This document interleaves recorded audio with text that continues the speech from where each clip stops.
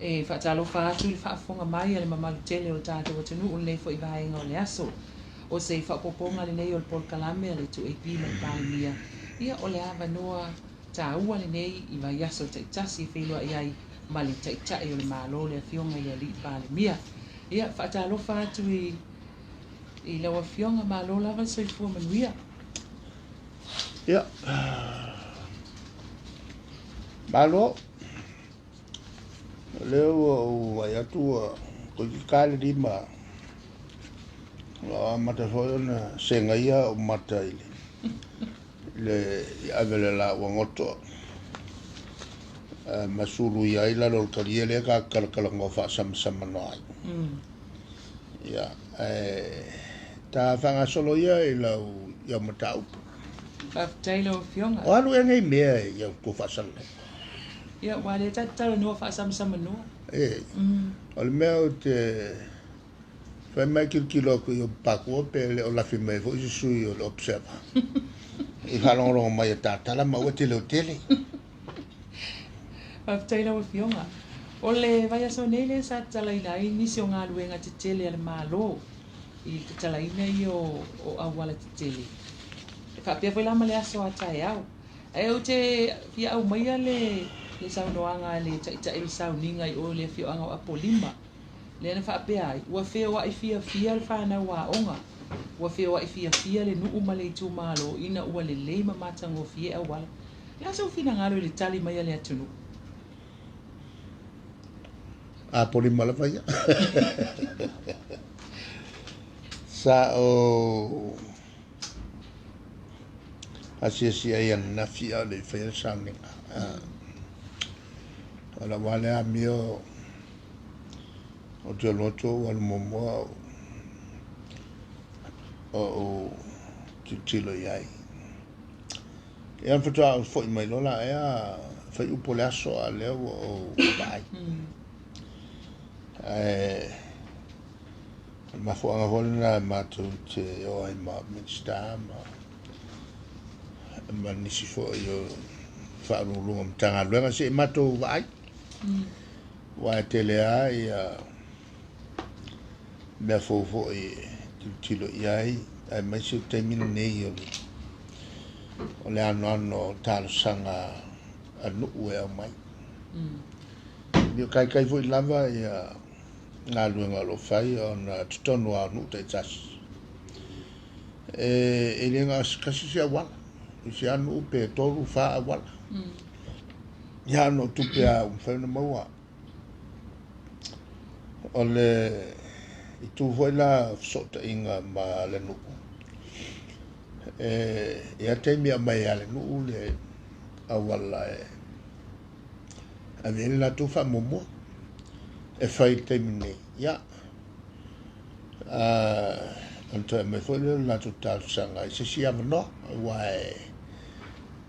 tom fai ale malo ne fatto sia mo fai pule ya o mole kan sanga mo mo ya ko sa kan sanga no tom fai vole le fa pela al umai si fai pule ala maka si fai pule e o voi fai pule o te mai malo o se la to foi na ya tau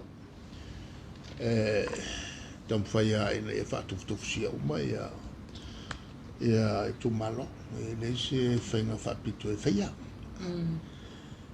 ya male tu la na wa matu fa nau ya me ai ave fa mo matu e le ya le wala mo nai fa nau o ya ile na fa nau fa ngai fo ela tu o tu fa ta ya ma se au ese mo miai le whangal tawani. Al whaftai ele nuu ya ele nuu o nafi o le on sai. Ya mal sa ave foi mal fautuanga la so amata fa ngai ia la so na amata amaka makong mai vai ngo es le wala me se pe a so no sa fio i tama lo fa ta sa ole tulanga lai fa nga so long wala ia le la sa e ta ula ia awala ia ana nafi ia o ta nela le ua uma ia no no sale mo ma le va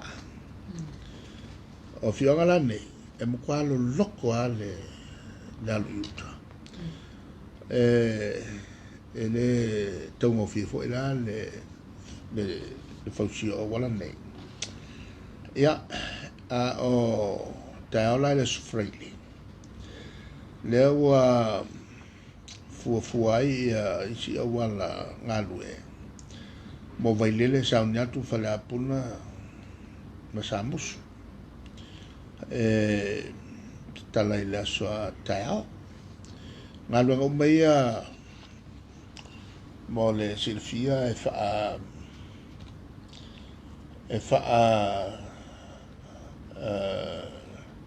salalau fa salalau fo le whaingaia e masaniai mo meo ngalunga titele malo e tom whai tanda e fwe la taimi a whai agent Kelly ua o se ngaluenga fo ile o mo me babea ia mawhaila na whaifetu na inga fo ile le pe tapani ia ni tau anisi tolua pe toto nei tau whaia ia maua se tūlanga whatau ngofiai ia mau fo le amanoa ngā rurue ai la tau le il poto masani a ole au la pela le na ole au ngana ne me ole tau ofo e ono iai loa se tūlanga fo le whale tonu ai ia e whengo fia lana whanga loa au la pea le koe vese ngā lua ale se foi lai tu e te tauna mata i tu le lei insignial malo awa a ngai a mene fai pisinisi a mwhai o na a wale fai sisi mea ia mawela langa kupe fasili ia mea ngai on kupe lala lea ka ua ke lea i le makala o insignia era la vuela na vai o pupu awala ya lo se awala lo venga la o sa ngali si fe awala me sa ka wa kang le maku ile le ya engi mama era venga mo me prepara me la con ai e ya la le tu ta we mene o te wofo ai fo e lona mene o te wofo e ono tupu mai ia se e ono ngawe foi malo ai mai sa pa o fo fatasi ia mene o la tu la fai business fai ona telen business se ai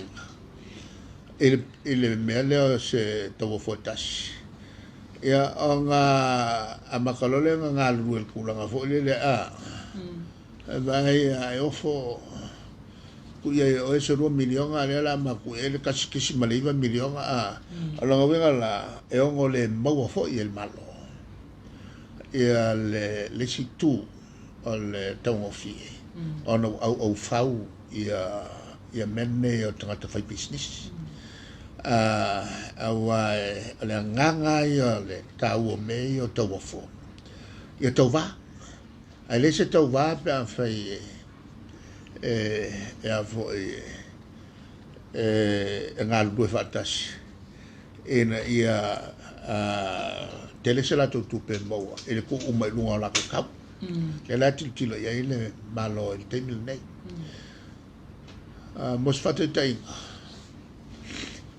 salo po ele si ainga sa fa la tu pas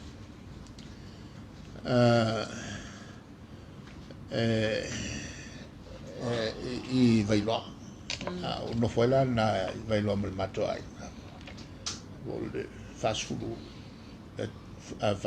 mo tu sa to lo le la wo tu le fiafi o ku mapa si i fa ale ai va pe para me ku e pas ale va la wo ku le si al pas sole si se ocupa ngai aso bela pas le la ave le selau le ki pila lo lima sfulu le la fa kol sfulu wa fa lo fulu le le fa kol sfulu lima le sile ka ko fe le ainga le anga la vale aso e un cupula me nga e fe business le ka wof sa vole la ko wofo pe o ka wofa kas a le nganga la fa le melnge lo fo ia manguia le malo ka ngofi ai piki mai ai mal vai nga pixidi o le lei le la au kilo ia le malo ka fo ngai ko fonga ia fai o nga le o va ku malo o ma kwa ka wa nga in ka ole fo le sila nga le mawa e ale la sia melia ole fala nga le fa ku pe mai dis fala por to fa fala nga vai nga ya wa ma ku ka bu ka ba e mo sala wa fiale le ka wala a million nga lo sala wa fiale la le ku pe fa wa fale alors ko ki ya lo million ole fala o ku la le fa ku pe mai fala o ku la lua ya pa el colselao lo sfulu fe umale ya fala o ku la la wa ku wa esen mele o sau ile me ele fa usiel fa lengal kusinga la ka ngo ko ngale ngo se la wa fe kala akulola ya imba mai si mei e ala ngo wenga bo lo million al ka wole al fala o akula ngalua ale e lo le ya ale fa ko mai e ya pangil ke le o fala nga ale ko se la mon ko po fe fa ko pe ma ko fala ngo ko sanga le ke nga umale le ya le ko se la wa fe umal ma ko fala ko ya pe a ma su pa fe e ma fa ya la nga fa ki ngo me ya e selling pe a fa pe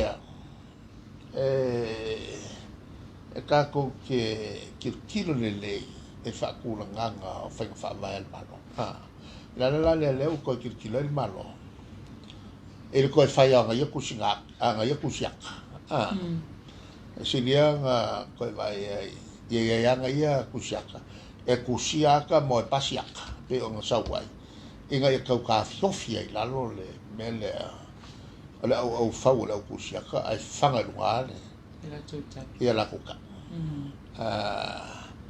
ale vo ia kau maka wa ole vo ele vai vo ia meio o awala wa kawanga tele ilunga longa winga o le nga lu fakasi ia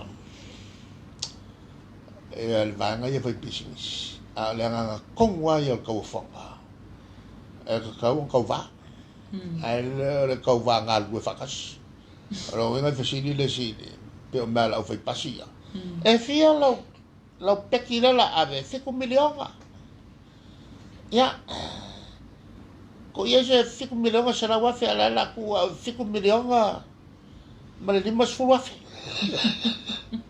me fai e o fai ele ko mi ria e mengi e ko makala il malo langa yo kupua me fa pe langa winga yo o fai business e fanga i lunga la ko ka e ale makala il malo makali il malo e o sawai ko nga konfiki eses la langi nge ka kia ole la langi kwa kumu le ile ango mo business i fai konfiki ro pa tai sa no ela o fionga ia tatou se e atula ile polo inga o le koviti o ia ini suinga wa toi fai e o toi te o le polo inga i lau tau fontanga ni vai aso ka fa sala wina tu anafi ia te teunga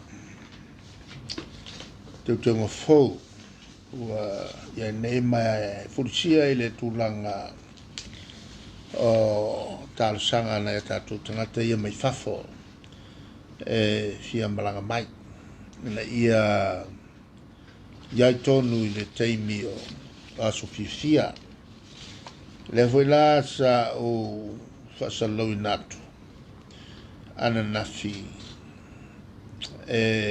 ole a faieta to chatas no venga ole a fanga yo el malo valele ale New Zealand e fale le mai ai o tatu tangata o asolaia ua fatulangai si malanga ia las 2 October ma New Zealand su tolu November lo fulu fitu November so fate sema mla sutashi te sema o te la mlanga ia menusila ma le fata otto atu fatu langana moltemine in ia malam lamle le ia na ta tu tanga lo fafo e fu ia la tu tapenanga mlanga la le sulu fitu e tau ona to tele ata tu fana fo yo o fengalwanga ilunga va o mala to kolkalate ono to femel to tele ile vale ya ale uma ya ala te fa so fo le onisi malanga mulmul mai ole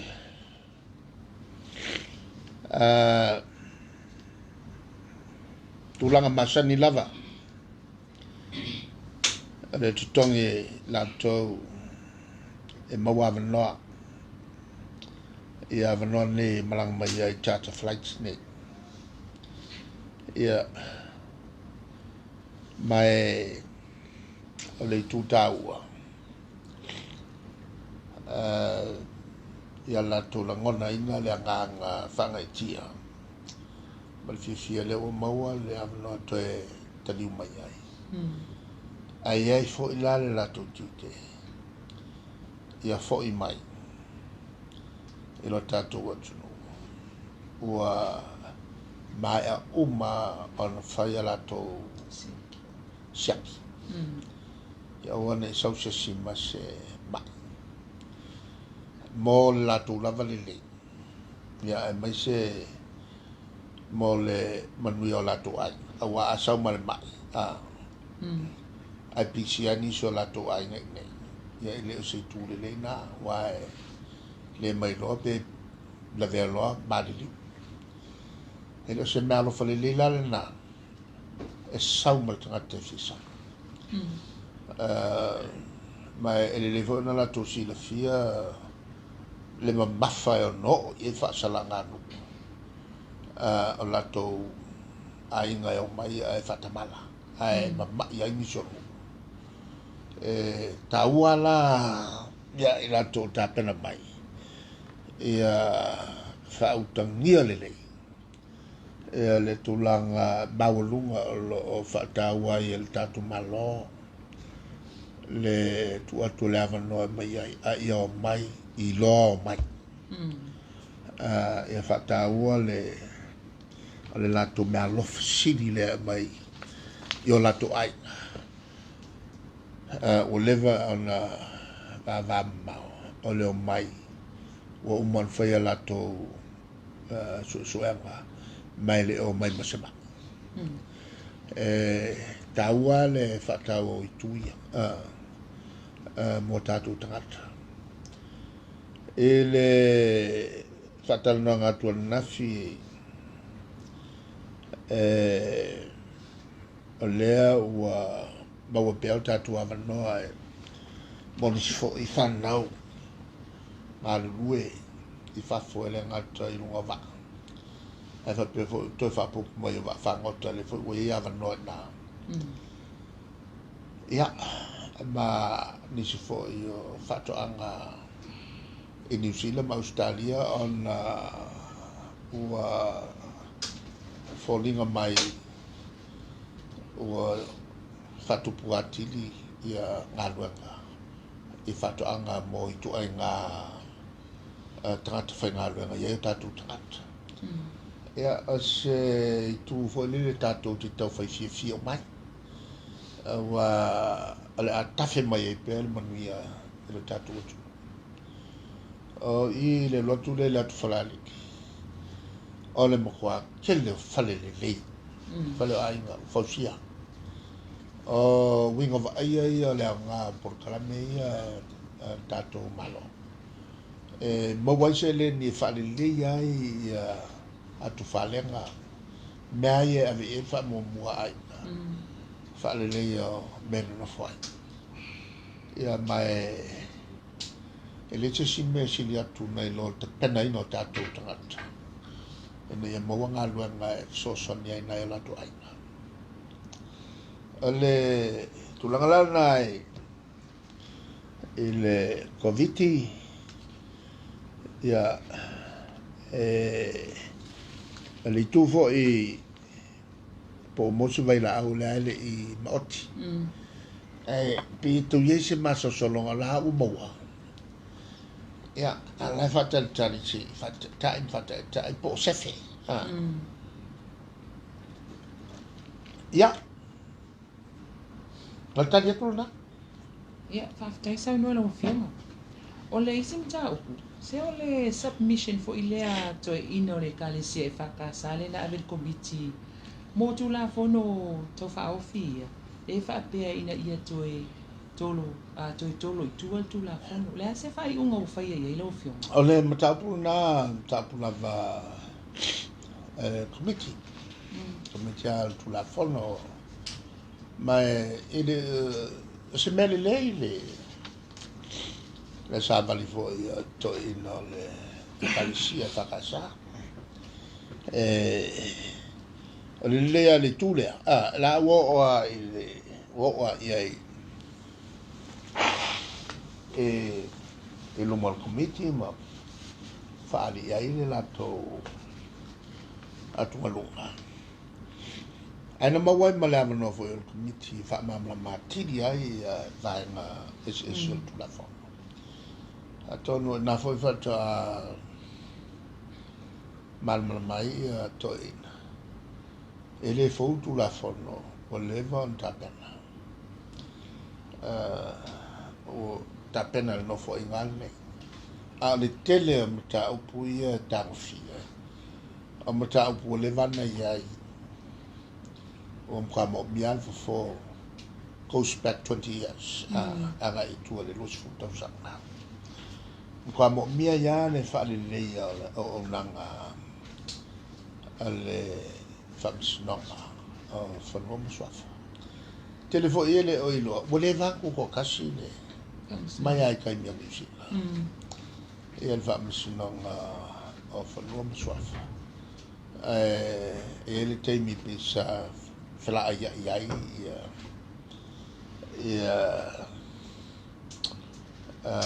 fai ngoi unga lai makir ki lai lem fai on se mai fua le si fams no le fams no ona mta upua ia tau whanua maswafa. O mta upua whalenga no. Ele se mea le a fie foni palak. Foi le wa whanua ia whanua Samoa. Alo pule fa Samoa. Ela le manatu na mtua malmali ia toina. Ele taua fo ele la tu savel mali ai. Fa malmalama. Ma wa le leva lava tapena fo ilo yal malo. Fatino ia teunga ia mai ile teunga afiai ele angai le ngano teunga pui atili ai tu mangai fanua. Lesi tu sa fa le longa. Ele atu la to ina pe ua yese nganga fo ele o le mele ya.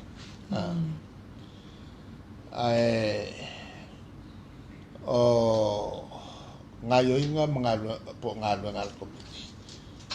Ele tele me sa wa itua. Sa fai ele tele o mauka fa fena. Sa wa fo e mesala le fa ka sam awai ma fa fena nga taulang e fa ka san. Ia mai ke le ala lango fa fena nga umane. Lango ina tu la fono. On yai le tu mawa malusi le yai. Ole malu pui o ngā luenga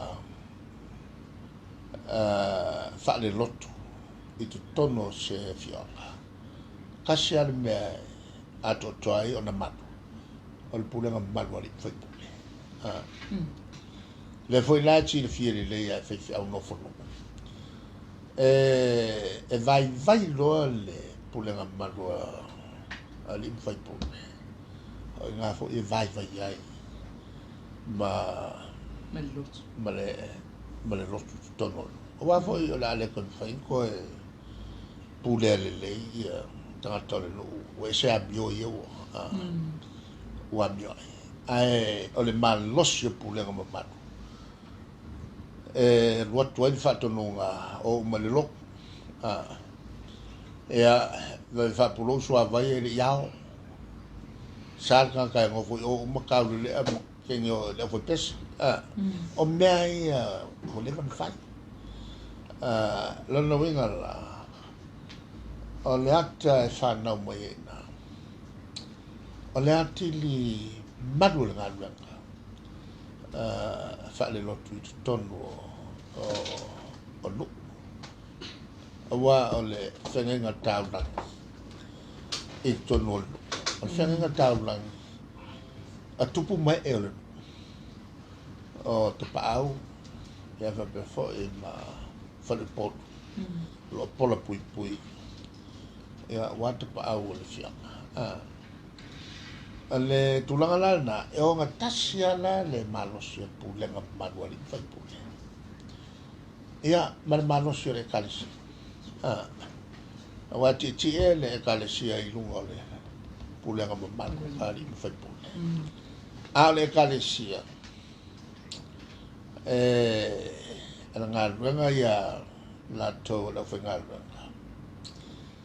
Ole tapena me ai falanga. Mo tanga tole no e na ia avea ma tai le lei e ola i tu la fono al tatu o lo fa vai ai le tu la fono a malo o lo fa tino ina nei ia o le talia tu la na e le se me le fetoto ai le kalesia ma pulenga manuali ma fetule na le power me le atiri siti ai o le ma poponga ma le le fatinonga nga le tua e tono le Atono tasina mea o awao ai le vaiais. Le masani. Ano to te la tato. Ngau ka ua Samoa. Ai le o sa fai te tonu. O fontanga no mai loa ai mei tupu tonu. Ia. After so no lau o fionga leo mama lama foi le mta upu. Ia wa ia foi tu wa inga ile tumu le na tumu ile restaurant le aso muli o palota. Fa apea mai foi la io manatu nisi. Le mele mo le fesui ia io tu malo fa palota. Wa le mau tonu e tangata po fe tonu e restaurant. Ia ai mai se o le sala le lua afe le e fa la mai pe a fa ile restaurant. La so fina ngalo lo fionga. O tu la fono umane. Elea se tu la fono ele talanoina. Fala ua tele se tonu il palmene. Ma vatuai mafuanga le tu la fono ma le tu la fono. Ma suina. Elea foi se tu la fono e lua tu il palmene se il comiti un toi foi mai lea pasi il palmene. E un uomo le vala un mai o le tu. E o atu fataltalano. Ia, a tonu o kiri kio fo i le tu. Kua la fo i kiri fo i la kumbea la episia. Ia, e ono tupu e ala le sa i le na. Suiso. Ia, e ala nga sui. O nga i kilia fa le tonu ia ia. Lala fo lala na reina sui. Lala fo lala na. O mata upua nei la velave. E tonu al palmene. E tonu fa pea na al palmene a. E malama li. A faila e watu mata upu nei sa tala noi na. Ma e tonu. Tala noi tonu al cabinet. E lako kong fa malama minsta. Kofut fai pule malanga kula fongo. Uma pas ai mulmuliange. Koe o fai puleange koe fai mai. E kong ke enga kula fongo mo la kumaro mai ke enga. A o le e ke. A o la to fo inala lo tofi. E la to tu malo. E o mai fai tau le me ia ma mala mai. Ma fa ale ni o la to taus. Ai no le pasi fa kasi o kula fongo. Ai o mai kuku mai ma lafo mai ngo ua esele pakila ua fa ko ma fai mai o le fai nga malolo ne ua pule fai kila o lea sa iai te ton lea se leo lea sa iai kokong o le lea se leo ua e malama fai se fono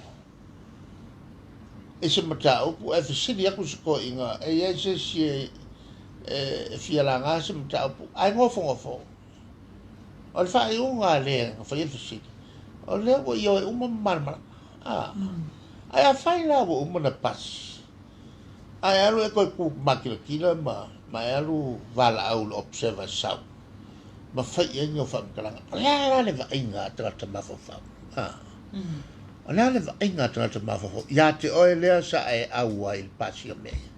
Lo ya ka me nga o lesi lea e lei masanga nga sa fai. O lesi lea nga lo fo fa ma kapal ko. Ai le ai masanga nga sa fai. O lesi lea le fa mauni i ona tute te wa. Ale kulanga nga ke kali kuai.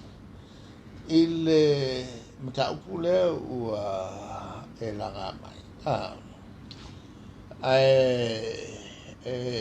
ia tau lava ia ma mata upu e swalo pule il meio swinga tu la fono ele te ua sui tu la fono nala na sui ia teu tu la fono ina ia tau iai sinami o tono. Ai mai se matou ia o fai el malo. E le o se mea e kala whengai. le lua sui fai pule le si kumalo a kasi le si kumalo a le foi la ko anga ko mga ko e fa ko ala to fai pule le ngo ko kene fai ta wafa a mena le na top wa fiu foi la e fai mo meo o comissio su me e le se tali ole a fo ai mele la to e to wai tu la forma ole tali le fitu na ilo ia tuao ai sa e le ngol mele la fai fafo e man to fo paloka e se mea tato masane ile sanga le fa sambo e fili ai se o ngaba samai o se mako tautai ai le tanga te tau na tautai ele o se wala le ala wala ka ko masanga ngo fai ole fa alia yo manatu fe ful sa fa la au mafa onga ka ngoi lo le ko fa u kas il pa io ai ole mele la fa ai il filfilinga sui yanga fa pala nanga ko me palo ko filfilinga sui e fa ngal palo ole ala le fa ngai fa e ko maloya o ka koru o la ka koru la ko le mga mai koru la ko sui ala ua ia la ko sui ala se fa ala fa tangata o isi tu maloya e dua la ko palo ka isi ku malo al ka sia lo palo la fa itu te wa ia tutusa uma le fa ngol tangata uma a tasia le me e me fa on fa tutusa ko kilo ele kau fa vasenga ingo fa ngumela o le fa yo tangata ye tau yai sina ye la ki fe ese ingo tele ye fe ese kele but tau yai sina parity a wala la fa yai se tu na ia tua o le fa ngale fa awa ne me fa al fainga fa Samoa ia masani Samoa nga liwal ko fa bau mari uma pisupo le tulanga lana le na leona to te tu la forno ya matum ai ma to ia ona le stala isi ona le la to lava fatamala ai pe ala la lava le tele o leita ai pe o le mea na mafua i leita o le sala le ruafi e pe ala e alua ia vo ia finaro ala o ka ua mai ane le mele ua ko ka mai e kula fo o le sala le ruafi e o fo ia ka o lo uika le sala le ruafi o kope ai el mato ai wa so e mega me tira alu kai e fai songa sanga le ska o ke tolia i kwa pa ka pa mai ya lo nga ko ya e le vinga le tato e lo ke lo kanga se me fa ko ai lo le ka u se me ai a fai le se me a fieses ki ka ya e por ya ai akula o saule la vol au la pe e a makalonga fa ali solo ma ku ai le minska fa le vale ma kula fo ma lo fa tai sa no o le sinta kula wo fio ia mai fa le popo le ngo nisi ma o fa pe mai a fa nei ai pasi ia le tu la fono tau fa ofile fa tu mo oti ai fa masnonga o fa nua masuafa o lona winga o le a sopo tua o ia le malo i fa ai unga fai al fa masnonga e sa o le ama ele ai as maltua e lo fa masnonga fa masnonga o fa nua masuafa fa masnonga tu so tu la forma o se ko ele lo ele kasi fa masnonga ke le fa masnonga ai foi fa masinonga fa tau e kalesia ia o le tulanga la ia tatou ma le mea o le sopotuao e lea ia ma sopotuao e aisa awalanga e pasilo kula fonga e fai uma ia fa masinonga fai unga fa masinonga angai tula fono ia pas e le fa pela ka kia kula fonga ia ai ese nisi me fa vai ia u fai e fa vai lunga kula fonga ia le upasa e fa pe fa langa ma sopo kwa oi e le sopo kwa oi wa anga na fa masinonga fai nei e fa vai lunga kula fonga ia pasia ko el pan e le la se me la pasia ko kula fonga el pan ese fai unga fai fa masinonga muri ai la fono e pasia col palme o anga na malo uma demokrasia lala e le fa pe ese samo lo fa tai sa no ia ua fa ai lo foi la se fina ngalo fia me il mata u pula valea e fa apea o le komisi na fa msnonga le o le asa fa ia su il komisi e pu le fa ngalwe ngal malo ma o le a fa ngo fia o na o fia tu tonu pu le fa por kiki fa msnonga esa ole mana tu oh le mo quasi se quasi se na kaus ale ma vo anga se le loi fait se fulu le sa autofia e ve minsta famas e to sui ole komisila na e faia e fai unga ia ngal ko kasia le sui o le loika o le famsi a isi sui o le afo el famsi no a isi sui e le oni sui o le famsi no e le famsi no o le sui o fieme ia male loia sedi e leo se famsi la fai kiong e fia me il kaimira nga o le pisasi le a sa le fai kiong le kaimi sa si le koe ko ke le sui me fafo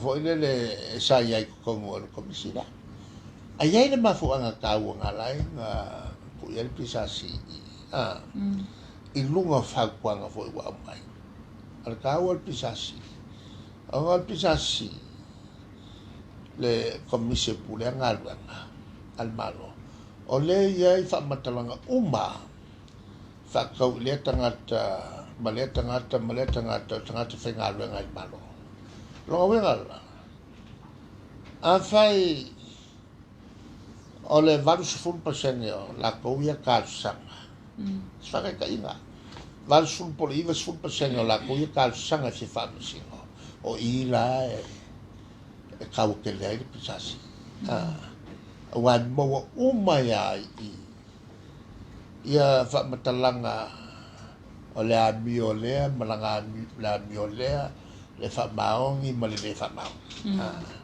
ala to ngol mel al to unga o le yayo pisasi al fai ona mawai in fa masino amiolele fa mau le la ni mai ua makwale mal mai ia femele tulanga la a sama ko fai fa kasi ya le unga sama ko pasi fa kasi le unga le i vai na kasi a vele ko e fa pe la ona ma ko fai e do tono ka pena te le ai masanga upu ngo fai e sa ai e to filau e te foi sa mato sa o se si vai e ve ku ko filau e se le angia me lo ko filau o fe sa el nei poto fesa ele nei poto ale o te ia o poto e no oso mai fafo a ko mo le vai nga sale ai ma se me fa pe sale poto e al tu langa na vo ni Se ka fai ni kal kali mai. No, te sa no elo fionga. E ma fai alo fionga na eto e fa manino vai ala na sa no anga le fa pia. Wa bia le malo si o le vai nga fa fai HRPP wala to fai ai fa ai unga ile te tau na fai. Ia male to fia ina le tai tai o le vai. Wa le pe falling mai o lo na manatu pe o le wo o lo na tai. La sa fina ngalo lo fionga.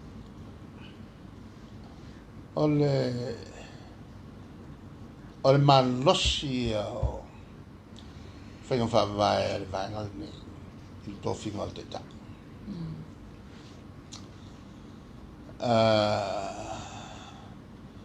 Mai ale amtaka. Ole mutua man losi a. E fuafo le na. Whata oto mai ale amtaka. Lol whenga palota. Ono mai lole o suia ua sao mai tono. Fono loa ma whailoa le filifilinga o te ta. Al filifilinga fo la o te ta. E le whaia se palota whanilulilo e whai whalenga mu. Ono winga e launga le whasu fitu lea o sui o le vanga nei taluai. Launga le whasu fitu. E ova malekula o whasolo. O mai lea e te launga mai a oe. Tau mai po e te mana o dem taita. E whaianga e tau mai e oe lava. O au o fia taita. Wa lava ia te au le poto masan. Ai wha mawala. Alo luala faita wane. Po ai lava ua o tele palote iai. Ile tūlanga lea. O ia na e fitfini. E fitfini le vea ma taitai. O le mato se e mai lo lea. Tofi lo fo ima le sui taitai. Ia. Ele taimiane. E mantua la, nā o sui taitai. Ele tō whinga o tangata e vea ma sui pārimia. O tō whinga nā uwha. Ele whaia se si o a ula e a fo e whiwhiria sui pārimia. E ma whaia la o nā tōwhi si sui taitai e le vanga. Ele sui pārimia. E whaia no tō whia sesi. Tu langa lava ia la fatfata ele se mele nei le tofi o se tangata ele vaenga e avea ma sui taitai ai o le tofi e avea ma sui palmia lala na le no tapai lan fa ma vaenga ia tiao i tu tono le palmene ana o iai le manosina pela inano a matailono wa ai wa mata na malosi lona le se ese la fo le mafuta mai ia ta tulanga ia fa vai tofi lola o le amtanga o le no fo inga pela o no fo inga le e le ai masesi na parotes fast full fit na palota mai ate. Laia masesi palotes. Ia. E olona le teimi. E lona winga la, le la wo te tai, bol teimi akola. A o mai lola ele fai unga le no foinga. Walata ele teimi o whainga campaign. Ono toi fono fo le mato vai. Mato e alua ele wala le. E koi fa la unga o masui. Ia ba ko kofi e loa le kai. E ko o vea le vai nga. E teimi le o le fa la ulo le na tau. O ila e fa lua o ngongo am esai e stanga to pani. O te mi umala, ona mwhai ona vese au, elvana.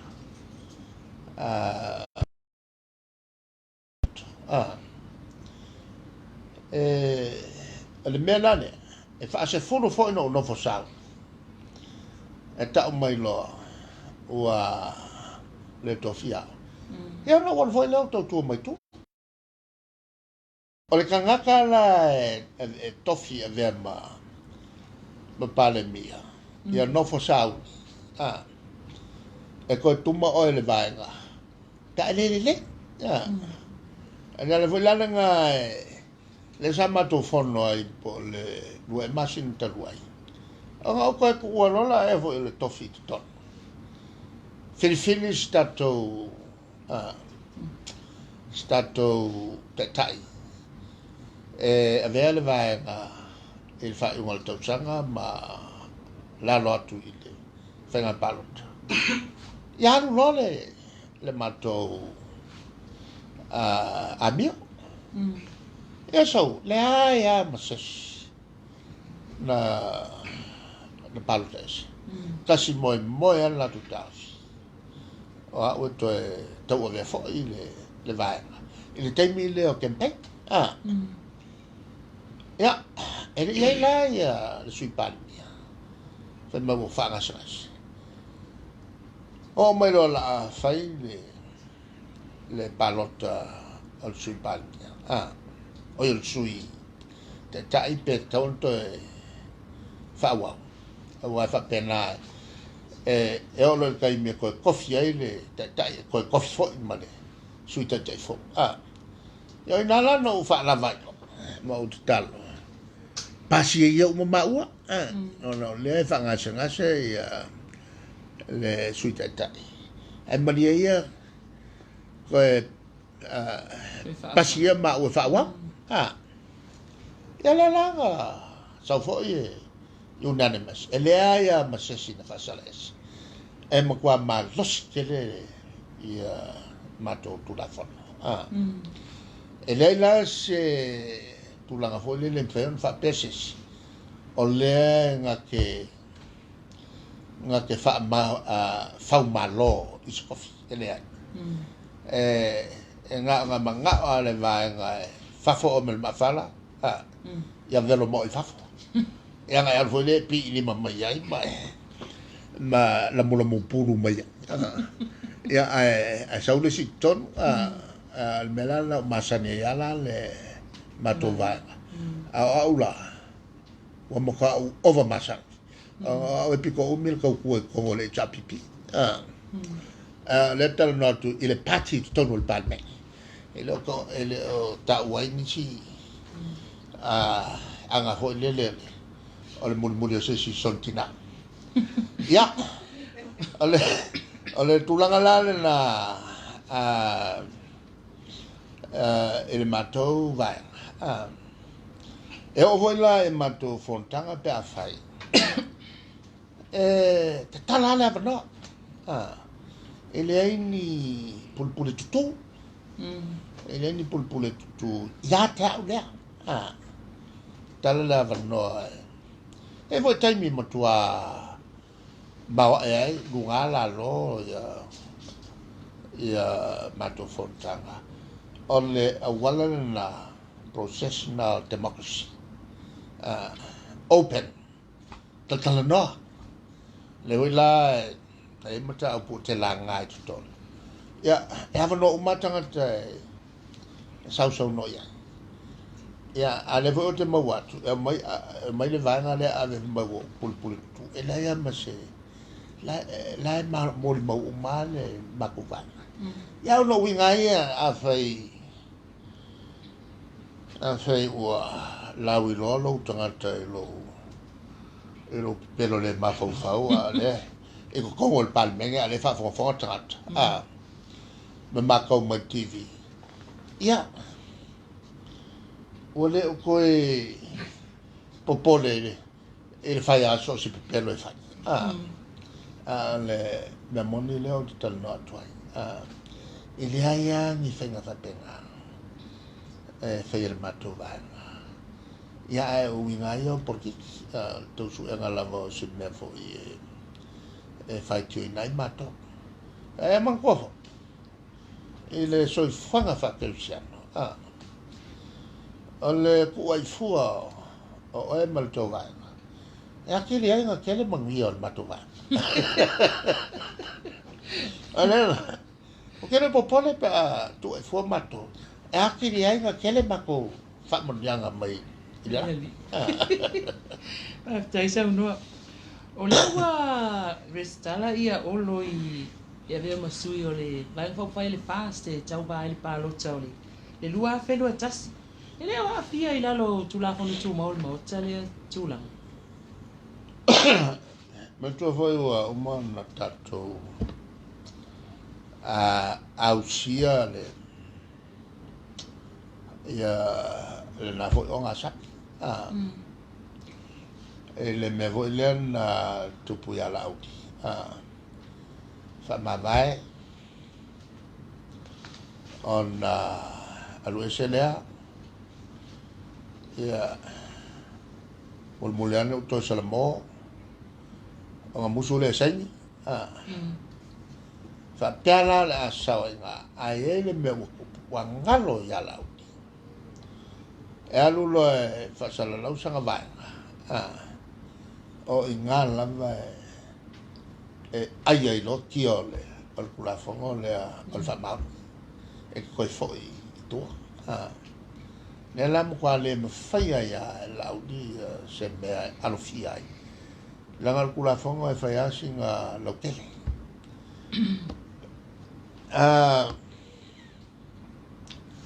tu pulo mal fa la visi fai pule ya kokolu le anga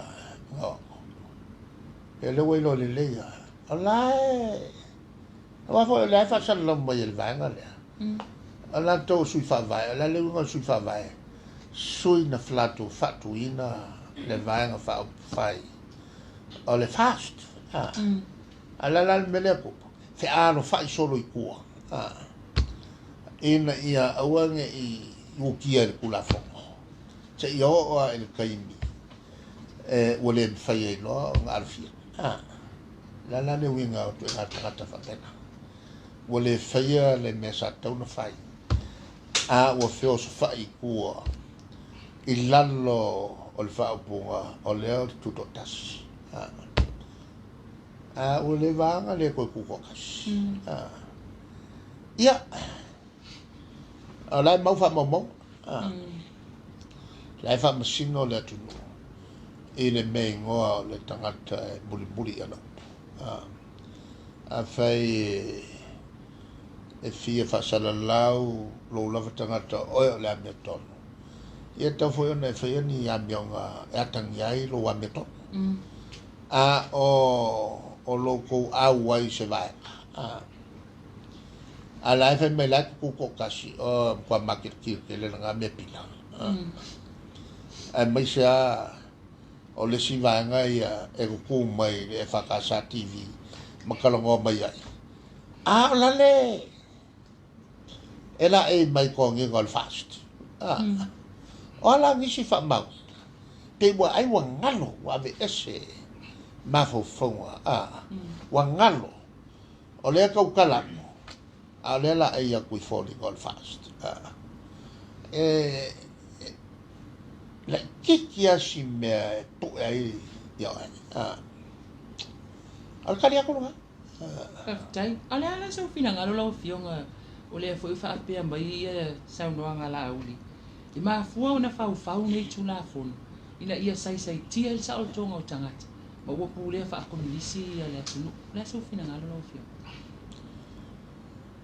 al même moment ale tulanga tulafono e fai nei le o manino o le kaufa ami o konguinga o foi pule le ami o kong ia la se tala la fai e ra la como fai a pungi ai le me fai e pungi se me sa e che fiu e kaumilano ai ia e alka mai mo ale tula sa la vala ele anganga le ole faul tula fono on a fo pour les vacances ole foi sa mato ale paciência tula fono pela tula fono le tu no tu malo ele ai masanga upu e te ai ngale ia fia maria tula fo le wa fo wo so se loa wa lues on la fenga business ia sa fai e fai ele ia le minsta o le fai ngala ia al ma fo le wo ke ia wa nga isu e kula fo al me mo ona sa io il manga io kula fo mai le to e fa matala ina ia wingol tu la fo wa on fa matala ia wingol le tu la fo le voi la otto pe lu ia e o mengi le ia se lo ia ke malako mengi o ma fai o sa fa pe mai le vai ngala le kula fo le fi ai fa lua fa le ngano le vai ngala le tu la fono le wa se ai matua ya ta ya o le si lo ya sa vema lo si le malo o ke milan ngai fa dia dia lo ko mai sa e lo si le ngai kai mi ngai sa lo ya mai ya me ya alalan mele ela ya masame o mai eu le queria colocar piano talnato e fiwara e lafiku e akiri ai ona matanga il talano me se kalango ngong kalango yang ngong mga pising ngong ai wo ko kalango me ia la la via la no va ta já no ela ufionga ia mala u te tasia la fsili le la se tu langa fa ngai no tatu fo mai fo i fa ia ta tonga fa to maliu o pathologist ma le wole mfaina to fe wa mai fo mai fa ele ia se me ele te wai on na fo mai wale o tanga ia mfaia no mai fa to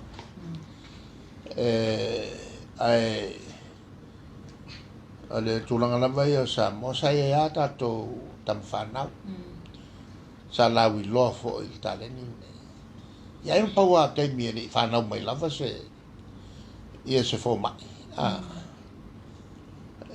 te le lo tele e lo ave le tomai le la ngal tomai le e ia le ma fu anga alois ya wa ho si